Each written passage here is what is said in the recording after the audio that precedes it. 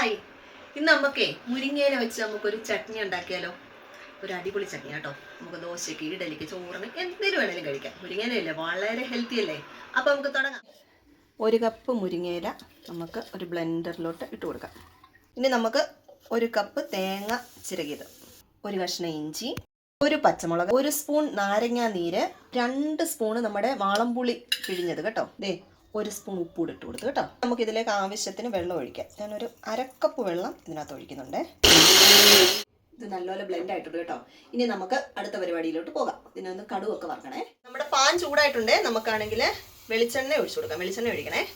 വെളിച്ചെണ്ണ ചൂടായി കേട്ടോ. നമുക്ക് കടുക് ഇട്ട് കൊടുക്കാം. കടുകൊന്ന് പൊട്ടട്ടെ. നമുക്ക് ഒരു പിഞ്ച് കായപ്പൊടി ഇട്ട് കൊടുക്കണം കേട്ടോ. വറ്റൽമുളക് ഇട്ട് കൊടുക്കാം. 2 വറ്റൽമുളക്, കൊച്ചുള്ളി, കറിവേപ്പില. നമുക്ക് അരച്ചു വെച്ചിരുന്നില്ലേ, അത് നമുക്ക് ഇതിനകത്ത് ഒഴിച്ചു കൊടുക്കാം. ഇനി ഇത് നമുക്ക് നല്ലപോലെ മിക്സ് ചെയ്ത് കൊടുക്കണം. നന്നായിട്ടൊന്ന് ചൂടാകണം കേട്ടോ.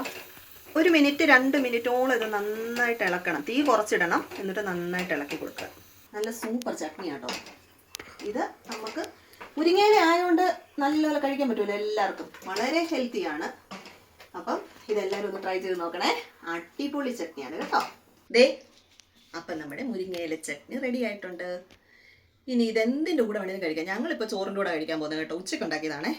അപ്പോൾ okay, tata bye, see U.